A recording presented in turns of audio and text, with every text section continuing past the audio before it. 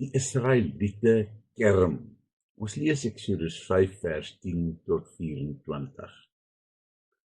Wie het gesê dat dit maklik is om 'n gesant van die Here te wees?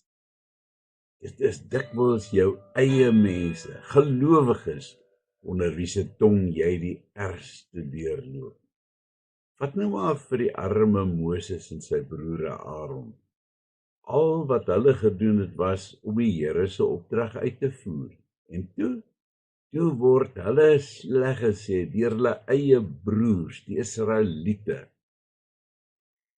Die probleem is dat ek dikwels gans te kortsigtig is en nie kan besef dat God 'n plan het vir my lewe nie. Maar nou skryf ek mos die dagstukkie totaal agterste voor. Kom ons begin by die begin. Nadat Moses en Aaron by die Farao was, besluit die koning mos dat hy daai spul lui Israeliete 'n les gaan leer. Soos ons gister gesien het, vat hy hulle strooi weg en verwag dat hulle steeds dieselfde produksie moet lewer. Dwars oor Egipte moes die arme mense gaan stoppels bymekaar maak om stene te maak vir die Farao. En natuurlik lê hulle steenmakerry daaronder. Die opsigters is die mense wat dit eintlik moet ontgeld, want omdat die produksie afneem, word hulle geslaan deur die slawedrywers. As die volksleiers by die Farao daaroor gaan kla, word hulle se muur weggejaag. Julle is lui. Dit is die dat julle kwansuis wil gaan offer in die woestyn. Loop, gaan werk. Buite die paleis word die moedelose manne ingewag deur Moses en Aaron. 'n Mens sou dink dat hulle bly sou wees om die ondersteuning te kry van hierdie twee. Of dat hulle dalk op hulle skouers sou kon gaan huil oor die onredelikheid van die Farao. Maar die teenoorgestelde gebeur. Die twee manne word uitgeskel en daarvan beskuldig dat dit alles hulle skuld is dat die Israeliete nou in die verknorsing sat. Mag die Here julle straf. So word hulle vervloek deur die volksleiers. As ek Moses was, sou ek net daar vir die klomp gesê het wat hulle met hulle verlossing uit Egipte kon doen en teruggegaan het na my rustige, kommervrye ou werkie van skape oppas in die woestyn. Daar is veel minder stres. Maar dit is nie wat Moses doen nie. Hoe reageer hy? Hy gaan bid oor die saak. Nou nie dat dit juis 'n model gebed is nie, maar ons sien baie duidelik dat Moses bitter omgekrap is wanneer hy met God praat. Hy vra, want hy verstaan nie. Waarom werk u so sleg met die volk, wil hy weet, want alles lyk vir hom dan so onregverdig. Waarom het u my dan nou eintlik gestuur, Here? Ek dog dat u die volk gaan red, maar u het niks gedoen om hulle te red nie. Moses voel bitter as hy met die Here praat, want absoluut niks maak vir hom sin nie. Het jy dalk al ook so gevoel? Daardie magtelose gevoel wanneer jy bid en vir die Here sê dat alles vir jou so bitter onregverdig lyk. Waarom doen hy dan nie iets daaromtrent nie? Putin is besig om die Oekraïne op te mors, maar dit lyk asof die Here niks daaroor gaan doen. En intussen lyk dit asof Trump en Putin beste maatjies is.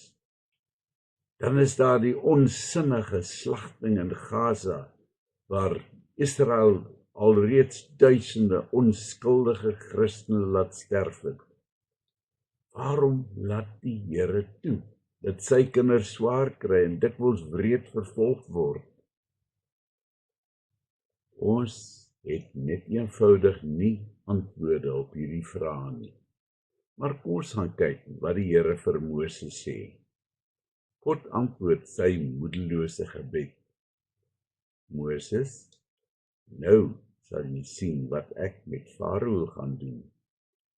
Ek gaan hom dwing om my volk te laat gaan. So sê die Here vir Moses. Maar dan kom die verrassende. Die Farao gaan nie alleen net luister na die gesmeek van Moses nie.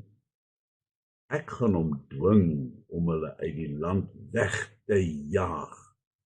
Farao gaan bly wees om net te kan ontslaa raak van die spul Israeliete.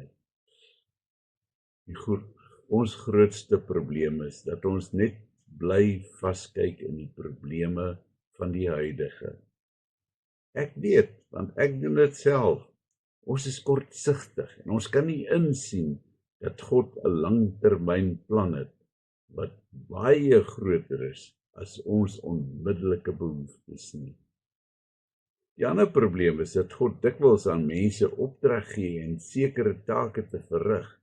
Soms maak dit vir my as gelowige ongemaklik, want weer eens verstaan ons nie waarom die persoon wat maar net God se opdrag uitvoer, doen wat hy doen nie. En dan moet die arme man dit ontgeld. Om te doen wat God van jou vra, kan dikwels 'n baie swaar kruis word. En die mense wat jou die ergste kruisig, is dikwels jou medegelowiges. Ek het al dikwels gesien hoe gemeentelede hulle leraar wil stenig omdat hy 'n standpunt ingeneem het en daarby staan in opdrag van God. Voorbeeld hiervan was 'n dominee in die Waterbron gemeente in Bloemfontein wat gedurende die apartheidsjare tydens 'n begrafnis toegelaat het dat die oorledene se Sesotho werkers die diens bywoon. Hy was uiteindelik gedwing om as leraar van die gemeente te bedank, bloot omdat hy die een regte menslike ding gedoen het wat God van hom gevra het. Wat vra die Here van my en jou as gelowiges? Om in die eerste plek nie kortsigtig te wees nie en nie te kerm oor die geringste ou bietjie swaar kry nie. Paulus het gesê, en dit terwyl hy in haglike omstandighede in die tronk was, wees in alle omstandighede bly in die Here. Maar die Here vra ook van my om diegene wat 'n opdrag van God het te respekteer daarvoor en nie in God se pad te probeer staan. Kom ons bid. Here, ek is baie skuldig daaraan dat ek dikwels kerm oor my omstandighede. Help my asseblief om in te sien dat U 'n groter plan het. Amen.